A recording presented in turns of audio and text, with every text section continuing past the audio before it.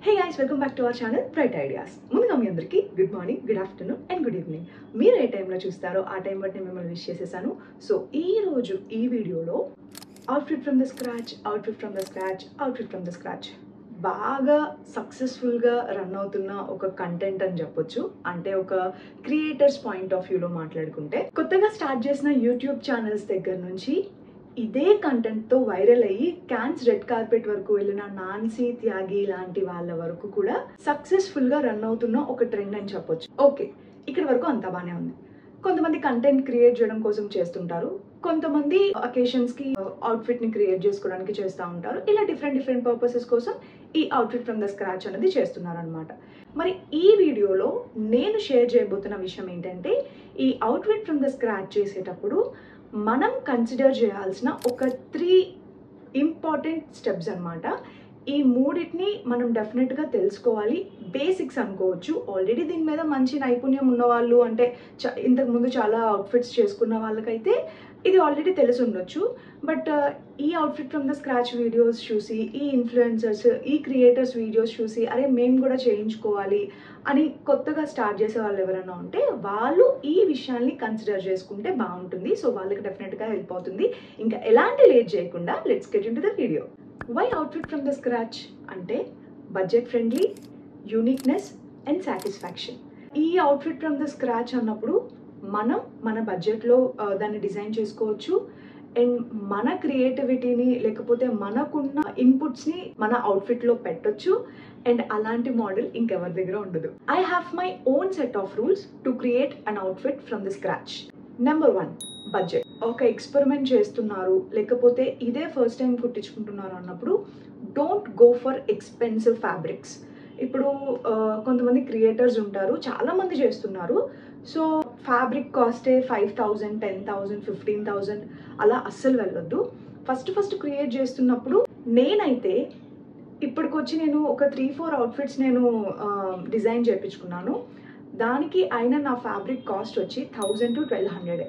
అంతకు మించి నేను ఎక్కువ పెట్టాలి అనుకోను అనమాట. అంటే ఇప్పటికొచ్చి నేను అంత ఎక్స్పెన్సివ్ రేంజ్లో నేను ఏ అవుట్ఫిట్స్ క్రియేట్ చేసుకోలేదు. మేబీ ఫ్యూచర్లో చేసుకుంటానేమో. అంత పెద్ద అకేషన్స్ కూడా ఏం రాలేదు. చిన్న అకేషన్స్కి నేను అవుట్ఫిట్ ఫ్రమ్ ద స్క్రాచ్లో చేసుకుంటా ఉంటాను అనమాట. సో అందుకు నా అకేషన్కి తగ్గట్టు నేను బడ్జెట్లోనే చేసుకుంటాను. సో ఎవరైనా బిగినర్స్ ఉంటే, అంటే outfit from the scratch design చేసుకోవాలి అనుకున్నప్పుడు ఫ్యాబ్రిక్ని బడ్జెట్లో చూస్ చేసుకోవడం అన్నది ఇంపార్టెంట్ అనమాట. సో ఫస్ట్ అటెంప్టే ఒక 5,000, 10,000 కాస్ట్ ఉండే ఫ్యాబ్రిక్ని తీసుకొని తీరా అది మనకి ఆ డిజైన్ ప్రాపర్గా రాకపోయినా లేకపోతే టైలర్ ప్రాపర్గా దాన్ని స్టిచ్ చేయకపోయినా మన 5,000, 10,000 గాల్లో కలిసిపోద్ది అనమాట. సో ఎప్పుడైనా ఎక్స్పెరిమెంట్స్ చేస్తున్నప్పుడు తక్కువ బడ్జెట్లో స్టార్ట్ చేయడం నేర్చుకోండి. ఒకసారి తక్కువ బడ్జెట్లో మనం క్లిక్ అయ్యాక మనకు తెలుస్తుంది మనం చేసిన మిస్టేక్స్ ఏంటి, ఆర్ మనం ఇంకా ఎలా మంచి ఇన్పుట్స్ ఇవ్వచ్చు అని మనకు ఒక ఐడియా వస్తుంది. కాబట్టి దెన్ మనం కావాలంటే ఎక్స్పెన్సివ్ ఫ్యాబ్రిక్స్తో డిజైన్ చేయించుకోవచ్చు అనమాట. సో ఫస్ట్ థింగ్ బడ్జెట్లో ఉండే ఫ్యాబ్రిక్స్ని మాత్రమే చూస్ చేసుకొని ఫస్ట్ అటెంప్ట్ అయితే ఇవ్వండి. 1000 నుంచి 1500 మధ్యలో మాత్రమే ఫ్యాబ్రిక్ కాస్ట్ ఉండేలాగా చూసుకోండి. సెకండ్ వన్ వచ్చి design. Choose a basic design. Complicated వన్స్ని చూస్ చేసుకొని దాన్ని సరిగ్గా ఎక్స్ప్లెయిన్ చేయలేక లేకపోతే ఆ టైలర్కి అర్థం కాక మనం మొత్తానికి డిజైన్నే పెంట చేసేసుకోవచ్చు అనమాట. సో అందుకు బేసిక్ డిజైన్ని చూస్ చేసుకొని దానితో ఎక్స్పెరిమెంట్స్ చేయండి. అంటే దాన్ని నీట్గా ఎక్స్ప్లెయిన్ చేసి దీనిలో ఎలాంటి కాంప్లికేటెడ్ థింగ్స్ లేవు, ఇది చాలా బేసిక్ వన్, అంటే వాళ్ళు కూడా చిన్న చితకావి బేసిక్ లో కుట్టుంటారు కాబట్టి సో వాళ్ళకి ఈజీగా అర్థమవుతుంది. మనం ఈజీగా కమ్యూనికేట్ చేయగలం, ఆర్ మనము ఈజీగా చెప్పగలం అనమాట. మనం బేసిక్ డిజైన్స్ అయితే దానికి పెద్ద ఎఫర్ట్స్ ఏం అవసరం ఉండవు. అదే మీరు స్టార్టింగ్ ఒక కాంప్లికేటెడ్ వన్ని తీసుకెళ్ళి వాళ్ళ ముందు పెట్టినప్పుడు మనకి దాని మీద అంత అవగాహన ఉండదు అండ్ వాళ్ళకి కూడా అర్థం చేసుకోవడానికి కొంచెం కష్టంగా ఉంటుంది అనమాట. సో అందుకు ఫస్ట్ ఎక్స్పెరిమెంట్స్ చేయించేటప్పుడు బేసిక్ వన్స్తో స్టార్ట్ చేస్తే అది మనకి బెటర్ ఉంటుంది. ఒకసారి ఆ బేసిక్ డిజైన్ మంచిగా టర్న్అవుట్ అయ్యి మన అవుట్పుట్ బాగా వచ్చింది అన్నప్పుడు second time or third time మనం కొంచెం ఇంకా దానికన్నా అడ్వాన్స్డ్ డిజైన్స్ని మనం చూస్ చేసుకోవచ్చు. అండ్ థర్డ్ వన్ వచ్చి టైలర్. ఇది ద మోస్ట్ ఇంపార్టెంట్ స్టెప్ అనమాట ఈ అవుట్ఫిట్ ఫ్రమ్ ద స్క్రాచ్లో. సో టైలర్ని చూస్ చేయడం అన్నది చాలా చాలా చాలా కష్టం.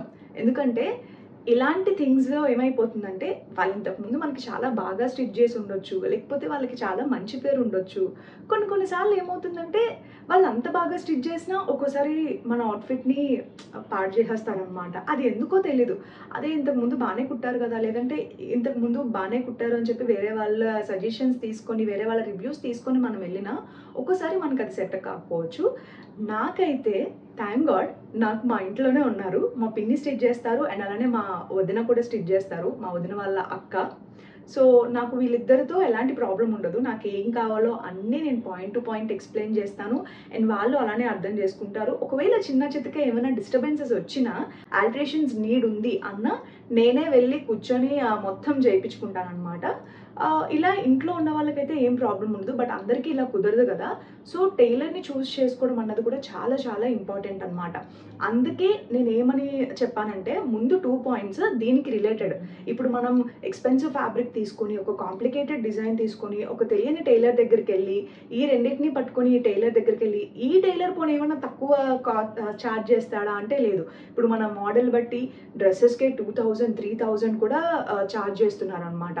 సో నార్మల్గా ఒక 500, 600 రేంజ్లో, ఇప్పుడు మనం ఫ్యాబ్రికే 1000, 1500 పెట్టి కొంటున్నప్పుడు దానికి 1500 to 2000 స్టిచ్చింగ్కి పెట్టడం అన్నది ఒక ఫూలిష్ థింగ్ అని నాకు అనిపిస్తుంది. సో 1000, 1500 పెట్టి మనం ఫ్యాబ్రిక్ కొన్నప్పుడు ఒక 400, 500 స్టిచ్చింగ్కి ఫైన్ అనమాట. ఒక 2000లో ఓవరాల్గా అవుట్ఫిట్ అంతా అయిపోయేలాగా. టైలర్ని ఎలా సెలెక్ట్ చేయాలి అంటే ఫస్ట్ మన ఫ్రెండ్ సర్కిల్లో కావచ్చు, లేకపోతే మన ఫ్యామిలీలో కావచ్చు, ఎవరైనా కుట్టే వాళ్ళు ఉంటే వాళ్ళ రివ్యూస్ తీసుకోవడం, ఆర్ఎల్స్ వాళ్ళు ఇంతకుముందు ఇలాంటి ఏమైనా డిజైన్ చేశారా అని తెలుసుకోవడం. అండ్ మీకేం కావాలి, ఎగ్జాక్ట్ మీ మెజర్మెంట్స్, మీ మోడల్ కుట్టగలరా లేదా, ఒక 100, 150 ఎక్స్ట్రా అయినా పర్వాలేదు, నాకు మంచి అవుట్పుట్ కావాలి. సో ఇట్లా మంచిగా కమ్యూనికేట్ చేయగలిగి మనకేం కావాలి అన్నది వాళ్ళకి మంచిగా కమ్యూనికేట్ చేసి చెప్తే వాళ్ళు అది కుట్టారనుకోండి, నెక్స్ట్ టైం మనం ఇంకా బెటర్గా ఇవ్వచ్చు, అంతే కదా. సో టైలర్కి మనకి మధ్యలో మంచి కమ్యూనికేషన్ ఉండాలి, లేకపోతే అది అవుట్ఫిట్ బిస్కెట్ అయిపోద్ది అనమాట. సో మనకేం కావాలి, వాట్ యు ఎగ్జాక్ట్లీ నీడ్ అన్నది ఎగ్జాక్ట్గా వాళ్ళకి కన్వే చేయగలగాలి.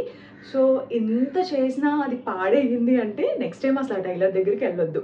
సో ఒక టైలర్ని చూస్ చేసుకోవడం అనేది చాలా చాలా చాలా కష్టమైన విషయం అండ్ చాలా ఇంపార్టెంట్ విషయం కూడా. మన టోటల్ అవుట్ఫిట్ లుక్ అన్నది ఆ టైలర్ మీద డిపెండ్ అయి ఉంటుంది.